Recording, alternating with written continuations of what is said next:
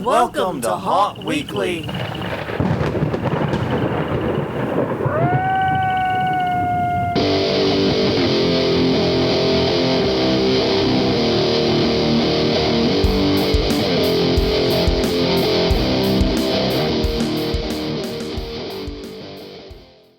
Hello, everyone. I'm Jonathan. I'm Crystal. And this is Haunt Weekly, a weekly podcast for the haunted attraction haunted entertainment community. Whether you're an actor, owner, or just plain aficionado, we aim to be a podcast for you. And we return to you this week, literally hotter than hell. Or I'm assuming. I've never actually been to hell, and I'm pretty sure it doesn't actually have a physical temperature. But regardless, it is really, really hot. And we're coming upon that time of year where haunt season is just on the horizon. Many of us are looking forward to it and trying to get things done, but it may not be safe to go outside. Yeah. So we're providing some great things you can do in the comfort of air conditioning to help improve your haunt and push it forward. Yes, hell right now is 63 degrees. We're definitely hotter. You were definitely way hotter than hell. Hell, Michigan. It's raining in hell. Yes, it is. I bet it freezes over in hell a lot, too. On that note, though, please do check out the places we exist. We're at hauntweekly.com, Hauntweekly on Facebook, youtube.com/hauntweekly, and wherever you get your podcast from. No real housekeeping notes this week. Still trying to get a routine and a rhythm going. You've had an absolutely insane week, though. Yeah, I worked almost 60 hours last week and made myself sick doing it. Yeah. So, when we talk about why the dates haven't been consistent, that's primarily why. Yeah. It's been just too much going on. It's her busy time of year with her job. Mm-hmm. And it is showing. But things seem to be going well. That's the good news. And so that actually brings us to the work we did for the haunt, which is A, we survived that. Yeah. But B, we also decided to practice a little bit of what we preach, or rather I did. Yeah, like, when do we ever do that? Yeah, we usually do as we say, not as we do. This time around, we can tell you what to do. We wrote the backstory for both this year's haunt and, I guess, technically the haunt in general in its own way. Yeah, the main character and the backstory of all of the villains over the years. Yeah. Now, I don't want to get into the details yet. We're not finished. No. I got a few more passes I want to make through it. Got a few things I got to iron out. So it's not 100% ready for prime time. But it is written. It is a beast. It is over 1,000 words long. Mm-hmm. Obviously, though, following our rules, we can condense it into shorter and shorter versions. But we like having the full version just in case, we need something else to pull from. Mm-hmm. Because you never know when that extra little bit of background lore can become helpful. Geez, I wonder if this is going to come up later in the episode. Nah. Can't be. But yeah, that is the main thing we did. We did. Wow. That train had us and it just collided at the station. There were no survivors. But yes, we put in our time and effort and did that. And I'm actually really happy with the way the story is. The big arc of it, I think, is about perfect. Mm-hmm. Just getting the details, getting some wording, clearing up some confusing points. Maybe if there's time and if there's interest, we'll actually read it on the podcast. Yeah. Or do something with it on the podcast. Maybe introduce it here. But yeah, it's not at that point just yet. I mean, you had some feedback, and I had some feedback for myself on subsequent rereads. So there's a little more to do. But all in all, good progress, actually. And it took both longer and less time than I thought it would at the same time, if that makes any sense. Well, yeah, because it always takes that startup energy. That startup energy is a big hurdle to get over. Well, and I was worried I was going to have to do, way more research for it. Yeah. So I didn't have to do that, but you're right, getting to the point where I knew where to go was difficult. I knew what I wanted the story to be, but it's not always easy to get the story started, as you said. Startup energy plus, writing fiction is hard. Especially when you're writing fiction based on history in some way. Yeah. Because you want to get, your facts as close to right as possible. Mm-hmm. Well, on that note, everyone, every week we ask a question a week. Last week we asked you, how is recruiting / finding your haunt going? And we actually heard from a lot of some haunts. So, yeah. Phew. Craig Watt said, got nearly half the spots filled by returning actors. We will see what the next 2 Saturdays drag in. Deadwood said 95% full for the season. 85% was filled with returning staff from last season, so we only have a couple more actors to find. That is a great position to be in. Yeah. Portals of Fear said 90% of all positions filled. First rehearsal on July 19th was a huge success. Next rehearsal scheduled August 9th. Hopefully 100% staffed by then. So it looks like finding staff is going reasonably well for most people, or at least the ones talking to us. It's a lot better than I anticipated, honestly. And feared, because... Yeah, the situation from like the job market standpoint right now is kind of fucked. Yeah. And haunting, even paid haunting, is still a supplemental activity. Mm-hmm. You know, most actors are not going to pass on a real full-time job to go act in a haunt. Yeah. Unless the haunt is actually offering a real full-time job.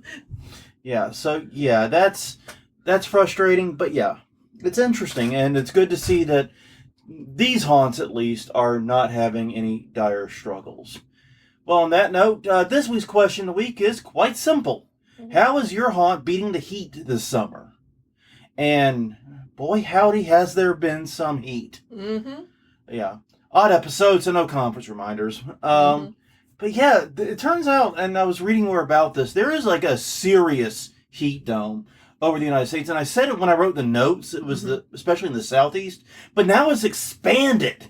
It's just getting bigger. It's like a coast to coast. It's California to like the Carolinas with a little bit that goes up in the middle, up through like the Dakotas. And like the Pacific Northeast is okay, and like a little bit of like around Ohio seems to be not terrible, at least according to the maps. But I would say at least 85% of the country is in a certified heat dome right now. Mm-hmm. And that just fucking sucks. And to tell you how crazy this is, Tampa and Miami just had their first 100 plus degree day ever. That's not heat index. 100 plus degrees raw temperature. And that is insane because those are both coastal cities that are supposed to be regulated by the ocean. Yeah.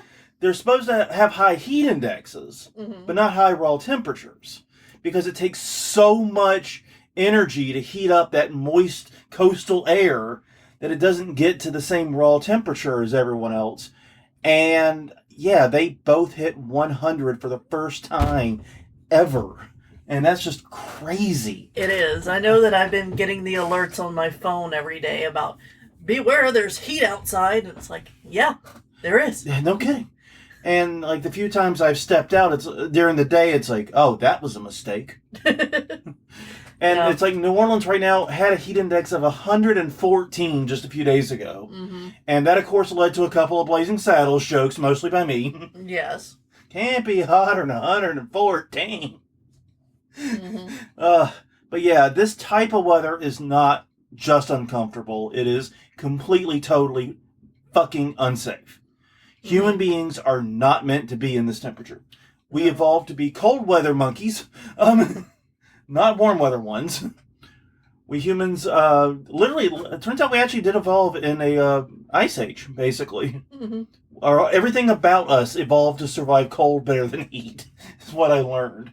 Which is nuts, but it's also true. And so, yeah, this is bad weather for us. And it may not be the best time to go work in your yard display, your garage, or your unair-conditioned warehouse. Mm-hmm. And a lot of haunts, I know, either don't have air conditioning in their facilities. Or inadequate. Or it's inadequate. Or they don't turn it on except for the times customers are in, because it's so expensive to run. Mm-hmm. So, you know... Yeah, there's not a lot of really well-insulated haunts that I know of. Yeah, and because haunts typically open in like one of like three types of spaces. One is outdoors, which there's no insulation. 2, metal buildings and warehouses. Yeah. Almost no insulation. And 3 is historical buildings where insulation was never even considered a thing. So each of those are terrible for different reasons, basically. So yeah, but it basically, it's terrible. It's probably not a good idea unless you have some degree of climate control, or unless you're one of the lucky 5 people listening to this that are not in insufferable temperatures. If so, I love you. Thank you. I'm happy for you, but also fuck you.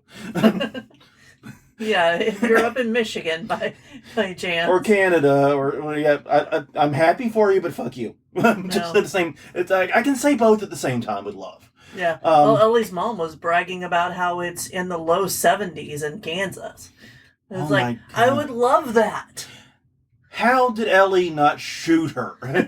I mean, I know it's a virtual chat, but I mean, Because she doesn't care about heat. Ellie doesn't care about heat.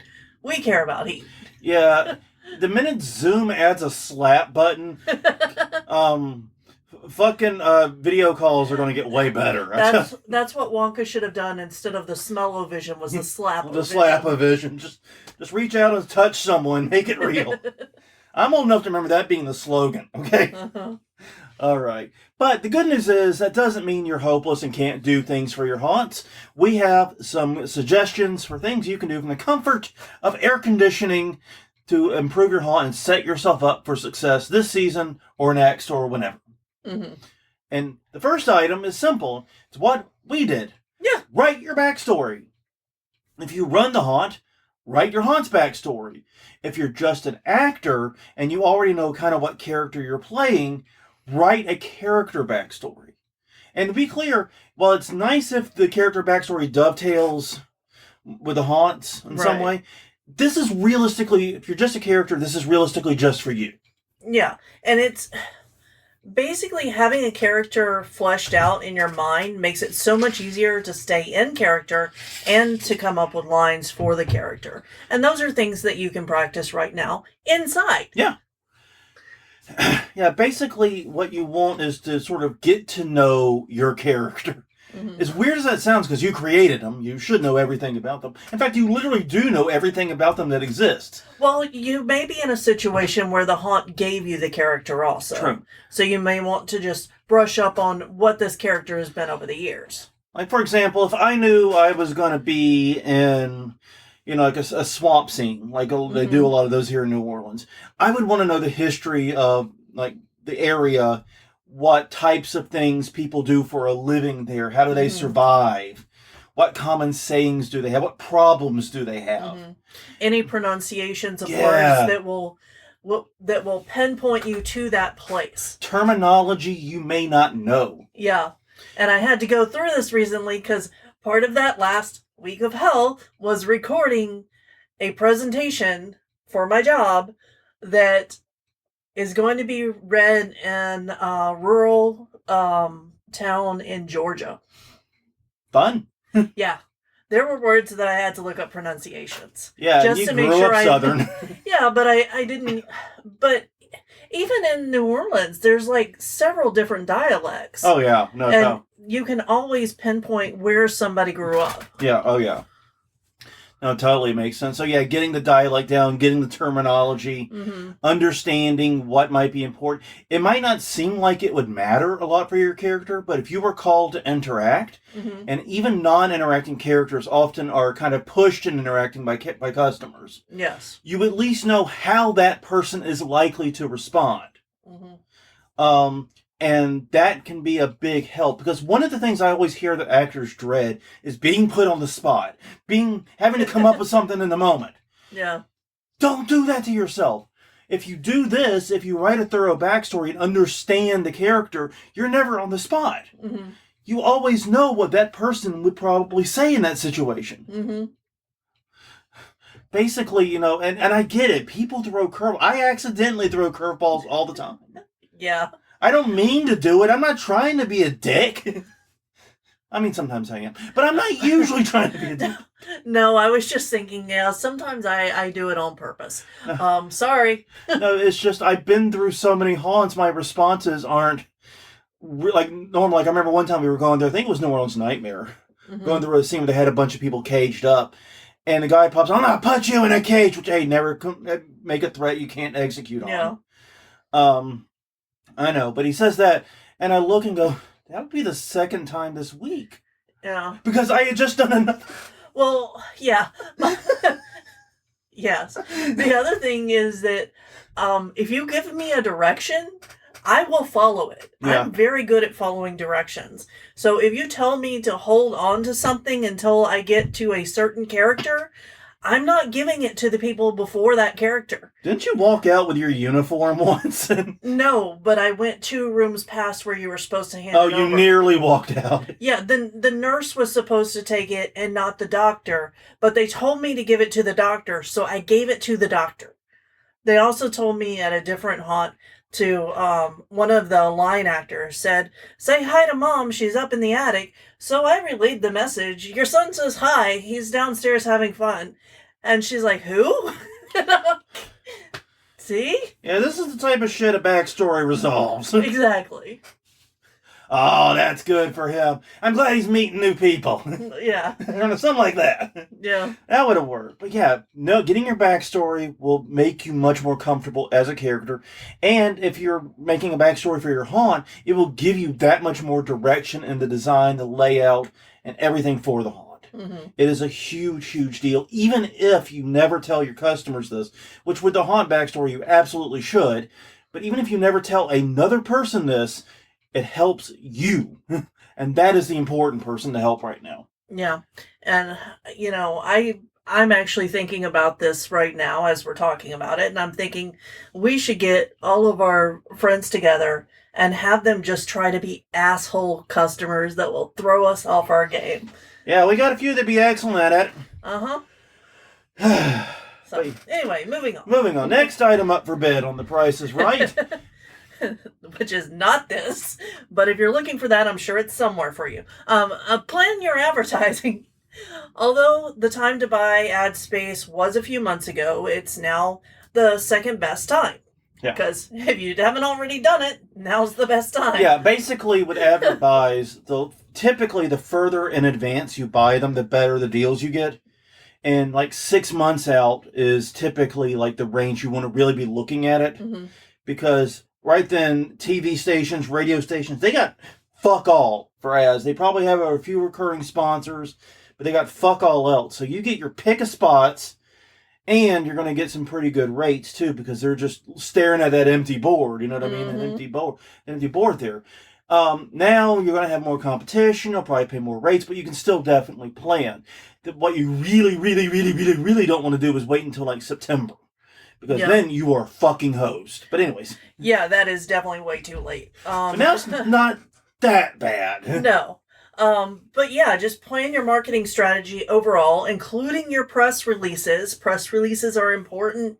You want to get them out there with, so that papers have enough time to reach out, come and interview you, do a spot at the haunt. Yeah. That kind of thing.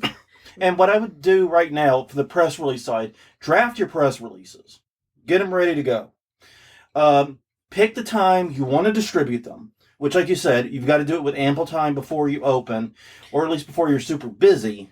So that way the press can come interview you and do all those things. Yeah, but do make sure you have at least a few rooms finished. Yeah. If you don't already. It's tough. The timing has got to be sort of in that window between when, oh shit, we're still building, and well, now we're busy. Yeah. It's a surprisingly narrow window for a lot of haunts. Yeah. But that's the window you have to hit. Go ahead and, like I said, draft them, and then get your distribution list set up. Get all the local publications you want to send to. Get their email addresses. Get their submission process. And then, if you can automate it and just set it to go, so much the better.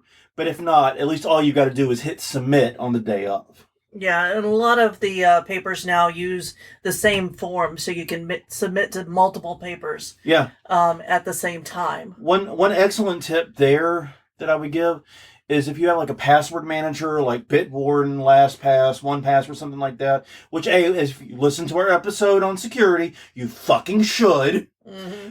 These tools also provide ways to auto paste and auto fill out forms. Ask me how I know. Basically, it makes it super easy to fill out these forms automatically. You create an identity for your haunt, and you can even put the text of the press release typically as an element that gets automatically added. Mm-hmm. So, yeah, that's a very powerful tool for expediting that process if you have to do forms. That's a complete side tip. Yeah. Design your flyers, any signage that you need updated, because now you can get the really slow shipping. Yeah. I will say this, every year we do flyers, it's about 50-50 how much we pay for the flyers and pay for shipping. Yeah. We usually buy about 1,000.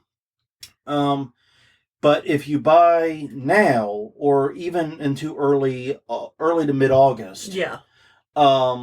you can get the slow boat to China shipping, which basically makes it so that it's about half the price of what you would pay for even regular quote unquote shipping. Mm-hmm. Basically, they're just going to throw it on the back of whatever truck has a little extra room, and You can get ground shipping. It's the slowest, cheapest. You can get it, on carrier pigeon. Yeah. It'll get there eventually. It's fine. No. But yeah, it's a great deal, and you will save yourself a lot of money and a lot of headache. And plus, the sooner you have your flyers, the faster you can give them out and have them ready when people ask about your haunt. Mm-hmm. Because I don't know if others have experienced this, but when we go places, people ask us about the haunt. Mm-hmm. Even like in August and September, way before we're open.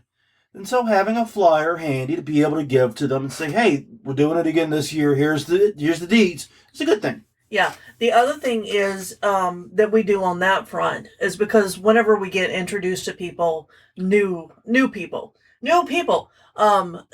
year round, we have business cards on us for the haunted house. And we also have sometimes extra flyers too, just because we usually have a few. Last year we had a lot left over. Yeah, we may have to cut down on how many we get this year. Since Spirit changed their policies, and we don't have as many distribution points. Oh, by the way, side note, side quest. Yeah, I saw Spirit on my running around today. It's taken over the old Party City, which is just beautiful. Oh my God. I was just thinking, we were at Home Depot the other day, because usually it's at Home Depot a lot, and I didn't see any sign of it. And I was kind of like thinking about that. But no, that would put it like a street or two back. Yeah, and I think that's actually a good move on their part. Oh, no, it's a brilliant move. Because they don't want to be across from Home Depot, because Home Depot has upped their game so much in the... Yeah, they were getting slaughtered by Home Depot, especially consumables and large props. Yeah. Yeah, so that's much better, because people also associate that with Halloween already. And it's also one of, if not the biggest intersection in that area. Yeah. That's the expressway in Manhattan Boulevard. Sorry. Side quest. Sorry, not sorry. Yeah, exactly.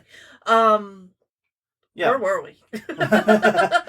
But, update your site. Yeah, update your site. Other online presences. Yeah, Make sure... include social media, and any newsletter, anything. Yeah. Make sure everything's consistent across all of your platforms. Consider forward posting here also, because you can with lots of places. Yeah. Facebook, Instagram, I know both allow you to do forward posting. You might need a third-party tool in some cases, like Buffer. But yeah, you can forward post. Mm-hmm. And honestly, just think about how magical it would be to not have to worry about a social media post all haunt season. Yeah. If you put in the time now while it's too hot to go out in the haunt, you can make that dream a reality. Yeah, and if you have rooms finished, take photos for the new promo shots at night, and that'll help with all of this marketing stuff we've been talking about. Yeah, and it goes with the press releases, it goes on the website, it might go on the flyers, it might go in the ads. It's great stuff to be able to pass around and have people enjoy. And it basically, you want to get those photos. You want to let people know what you're doing. Yeah. Basically, is what you're trying to get across here. So, get your photos in now. And bonus points if you can get one of your actors in costume for some of the shots, some of your actors in costume for these shots, because that will help a great deal. Even if the costumes are pretty basic and simple. Like, I don't know, you could put someone in a robe, and that could be intimidating in a lot of settings. Yeah. And then they shouldn't have to show up 2 hours early for the call. Looking at you, Halloween Horror, I'm still pissed about that. I'm pissed for it would even happen to me. Yeah. But yeah, basically, get some photos of your actors if you can. Now is a great time, because this doesn't require a lot of time or attention. You're not going to spend forever out there. Honestly, just a good start. All right, next item. Hold team building events. Indoor, probably. Yeah. Or at night. Or at a pool. Or somewhere where people can cool off easily. Yeah, this is a great time to do team building. We're close enough to haunt season that people can actually reasonably make commitments. Mm-hmm. Because that's one of the things. Like, oh, I want people to make their commitments in February or whatever. It's like, their life could be completely different 6 months from now. Yeah. I've had moments in my life where things where I was 6 months ago had zero the fuck to do with where I was that day, you know? Yeah. So, yeah, that's way too far out. But now people can start making some plans. People can start thinking about things. And so now it's a great time to hold those team building events. And it's important that part of this has to be social events where the newcomers can meet the old guard. Mm-hmm. They can interact with one another. They can know names. They can meet people. And most importantly, put faces and names to the people who will be in charge, especially of their safety. Yeah. This is incredible because I hear all these stories about I didn't meet my manager until my first night working. Mm-hmm. That should not happen.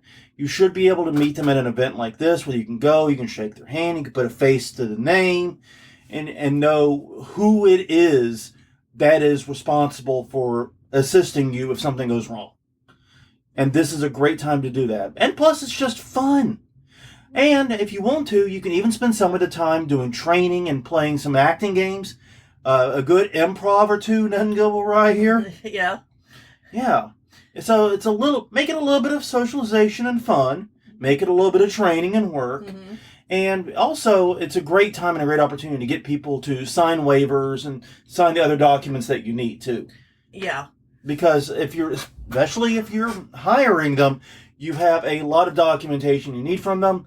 This is a great way to get those documents signed. Yeah, and if you are a manager, be sure to take the people that you're in charge of managing and show them the places that they can find you when the haunt's open. Yeah. Like, here's where I will be hiding, or here is my spot for acting if you're doing double duty. Yeah, and if you're not at the haunt at the time, just orally explain where. Mm-hmm. Make sure people know where you are. Yeah, and I think it's really important because, like I said, newbies in particular need to feel comfortable. They need to feel like this is a safe space for them. Because that's one of the reasons people like haunting, is that it is supposed to be a safe space. But if you need help and don't know where it is, it is not a safe space. Right. It's very much the opposite. And so getting eyes on, getting FaceTime with the management team helps both the managers and the actors. Everyone benefits from this. And it's something that now is a great time to do. Indoors or at a pool or at night. But yeah. Oh, I just thought of something else you could do as a team building exercise. You could actually do like a bake sale or something for a charity that you want to donate to, and then you're also connecting with your local community. Yeah. In a not scary setting. Yeah, there are a lot of things you can do here as team building. Yeah. Just because it's too hot to do 8 hours of construction work a day does not mean you're completely helpless. Yeah. All right. Next up, safety stuff. We really should have put this one first. Safety dance. But now's a great time to check your fire extinguishers, make sure that they're all up to code and, in good shape. Replace any batteries that need replacing. Check your power cords and other electronics. Make sure there are no frayed cords or, because sometimes critters will get in empty spaces that aren't open for months. Yeah. Examine your railings and ramps. I do not know why mice seem to find some types of electrical cord so fucking yummy. I don't know either. But they do. Yeah. Luckily, we have not had that problem. No. But I know other haunts in the area have. Yeah, I think it's because there's so much other stuff outside that they can eat that's not electrical cords. But yeah, go through and look for nails, loose boards, details you might have missed. Make sure that your actor area is just as safe as your customer area for the, as far as the nails and screws poking out. Hey, if a rat bites an electrical cord, is it charged with vandalism or is it just grounded until it conducts itself better?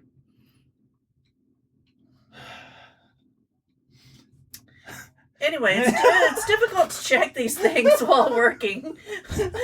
So do so right now. It's a great time to examine your completed spaces. Check your sprinklers. I don't know why I should not be making jokes that make me laugh during the safety talk. But yeah, basically, this is something you can do very casually walking around the haunt. should not take too long to do a room or a section, Yeah. and is important to do. And it's something that often gets overlooked in the craziness of the build. And if you've got you've got skins off walls and things like that, and the wiring's exposed, perfect time to take a look. I cannot count the number of times we have taken a skin off a wall and then did not look closely at what was behind it before putting the other one back on, just because we were in a rush to get things done. Yeah. Yeah, exactly. The other thing as far as safety stuff goes is it may be a little late at this point, but if you have any paperwork with the city, like the fire marshal, that you have to get in and done, be sure to reach out and just make sure all of that's up to date. Especially in like pre-opening documents. Yeah. Go ahead and start working on those if you can. It really depends upon what your local code is requiring you to do at the end of the day. But yeah, basically, do all your safety stuff now, because that is, even though it is outdoor, it is hot, it is less physically taxing, and it's something that is easy to overlook during a rush. And you could do it at night when it's cooler, hopefully. True, yeah. And without having to worry about putting up 8 bajillion lights. Then again, it'll make you hot again, you see? All right, next item is costume and prop work. I like this one a lot because I have a lot of very fond memories of you sitting in our living room, stuffing those hazmat painter suits with this random bullshit to make bodies, and then literally letting the bodies hit the floor and piling them up in the living room, and then having Ellie come in and go, "What the hell?" So, great, good times. But yeah, basically, now is a great time to do that type of work. You can either build your props that you need for the haunt, or you can create costumes that you need. This can take a lot of variations. Thrift shops are air-conditioned, usually. So you can go search those for the pieces. You can also search online. If you're more of a do-it-yourself type, now's a great time to bust out the sewing machine and the scissors and start making your costumes. You can also do that with the foam kits and make your props, especially if you want something for a specific character or a scene. I wouldn't recommend going around putting up skeletons in your yard display. It's a little early for that and a little hot for that. But you can build the skeletons if you're going to dress them, for example. Yeah, or distress them in any way. If you start putting them out now, I know that we will talk about you on the news episode. It's coming up. In a few weeks.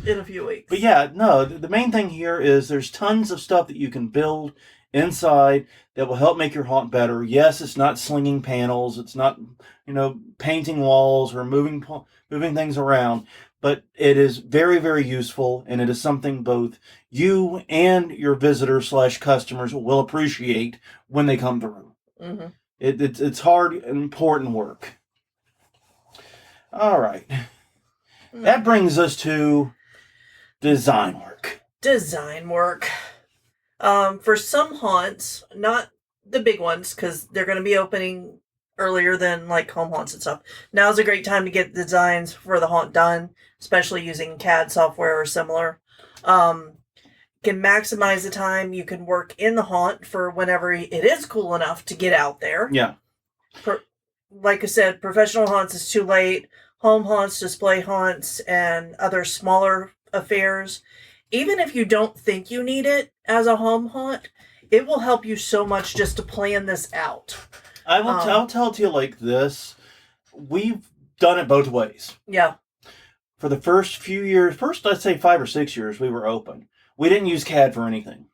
We just went out there and winged it. Well, we used graph paper like in the second or third year. Yeah, and that really didn't work. The first year we winged it, and it was bad.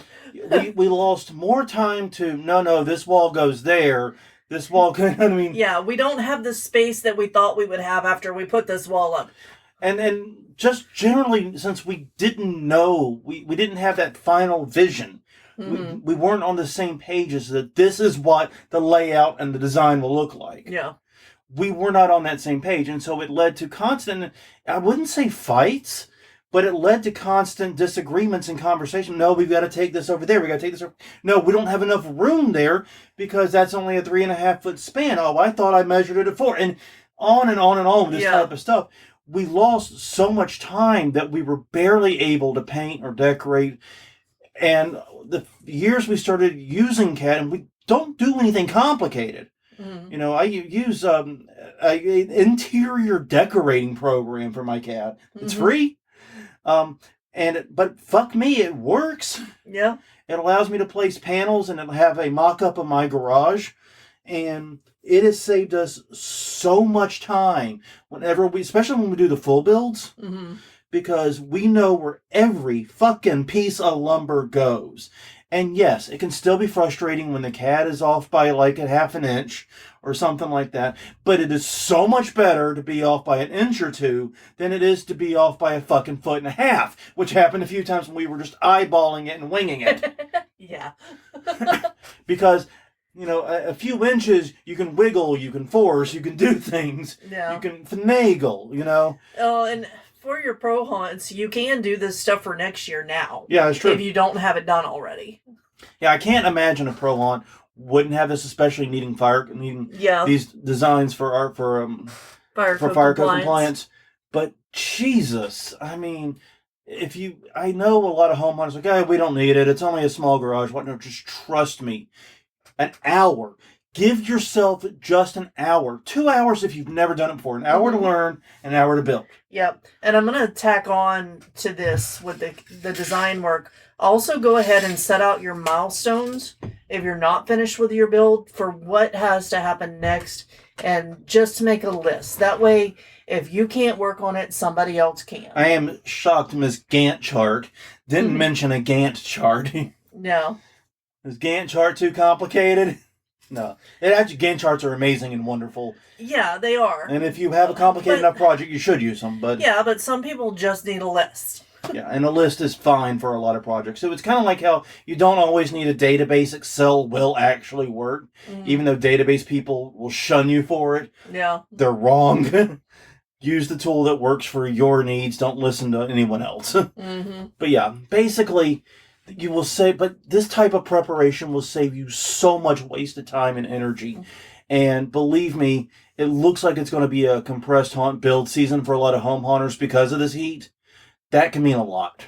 Yeah. Yeah, I am not looking forward to it. Yeah. At least we don't have any giant builds this year. No giant builds, no rearranging this year. Right. It's pretty much purely decorative. Yeah, I know. Which it's still going to take a lot of time. Oh, it's still going to take a lot of time. Yeah. But we're not doing like the super intense physical labor part of it where we're literally trying to rearrange the bones of the haunt. Right. So that's good. It is. Well, and here's the final thing. If you can't avoid working in the heat, here's some genuine advice, both, from like government sources and stuff that we copied a lot of this from. And just experience. And just hot hard experience on the topic. First thing, tips for working the heat if you can't avoid it. The second one is avoid the hottest parts of the day. Yeah. That is typically between like noon and 3 p.m., though it may be slightly different in your area. And the reason I say that is because time zones fuck this up pretty bad. It does. And, I've been known to get up early and go out and do a couple of hours before it starts getting really hot. And then I've also been known to stay up all night. Well, yeah, I mean, so, and like for us, especially in New Orleans, the heat of the day can literally be from 10 a.m. to 7 p.m. or something like that. It can be that crazy. And that's just the way it is. People, like, the difference between, like, a climate like ours and other areas is the temperature doesn't drop significantly at night. That heat stays in the atmosphere, and so we're running these heat indexes of 90, 100, 110, literally 24 hours a day. There's no respite. And so going out in the not heated day or even the dead of night, you're still going out in like, basically the equivalent of 85 degree heat. Yeah. A lot of times, especially, like I said, it goes down a bit toward fall. But, yeah. So avoid whatever the hottest part of the day is for you. For reference, we'll say like maybe 11 to 3, 11 to 4. Give ourselves a little leeway there. Yeah. Drink a fuck ton of water. Yeah, definitely stay hydrated out there. The firewood rule, I think, applies to water you should drink when working in the heat or working outside in this. The firewood rule is you cut the amount of firewood you think you need for the winter, and then you double it. and then you double it again. Yeah. Do that with water. Yeah. Drink the amount you think you need, then double it again. Yeah, and if you ever get to the point where you're not thirsty at all and you're avoiding drinking, drink water more. Yeah. Because that means you're dehydrated. Yeah. One tip that we have found helps us a lot. Yeah, and we've only implemented this the past couple of years. But it has been a lifesaver, is the use of timers. Yeah. When you go out, start on your watch or your phone or whatever's handy, start a 30-minute timer is what we usually do. Yeah, it depends on how hot it is. Sometimes it's an hour. Yeah. But it's never longer than an hour during the hottest part of the year. Yeah. During the hottest part, or the hottest part of the day even. Yeah. Because basically, we're the type of people who, and we both do this. I mean, I can't say shit and you can't say shit, so... No, I think I know where this is going. I completely agree. Where we will go out there and we will start making progress. Things will start going good, and we'll just get into the rhythm. And then we look up, it's like 5 hours later. Yeah, exactly. And we're wondering why we feel like we're gonna puke. Yeah. Well, the other tip for me at least, and I think both of us really, is that whenever we start getting extra yelly at each other, like our communication's just not there, it's time for a break. Yeah, when we're super snappy, basically. Yeah. It's time for a cool down, time to get some more water, time to get some AC, time to cool off, and, time to do some inside work for a bit. Time to do something else from this list, maybe. Yeah. But yeah, we've learned that because of our fucked up perception of time, we need to set timers, and usually like 30 minutes to an hour, depending upon, like I said, how hot it is. And the truth is, you should do this even if the temperature isn't necessarily dangerous. Right. Because you don't want to go too long at a stretch and then like decrease your productivity. Yeah. Because you hit a point where if you take a break, you can get back to that point super quick. But if you don't, you're going to taper off, and you're never going to be able to get back to that level again without a proper sleep and a significant rest. Yeah. So if you take your timers and take your 10 to 15 minute breaks, you're helping yourself work longer and harder throughout the day. It's just such a smarter way to work. And I'm really glad we started doing it. I really do wish we had started doing it when we were younger. Yeah, me too. Because I think one of the reasons we're both heat vulnerable is because we didn't do that shit in our 20s and early 30s. Yeah, there was definitely some heat damage in our early years. Yeah, and that's one of the important things to remember, is heat damage is cumulative. Yeah. It doesn't go away. If you get heat stroke or heat exhaustion, it doesn't mean you're more tolerant to heat the next time you go out. No. It weakens you. Yeah. It's the opposite.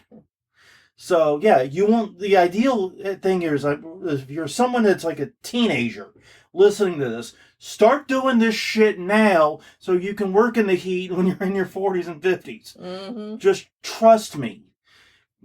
People might make fun of you, your peers might make fun of you, but when you're working laps around them into your 40s, you'll know what's up. All right, another piece of advice, though, if you have to work in heat, is fans can make a huge difference. Only fans, no.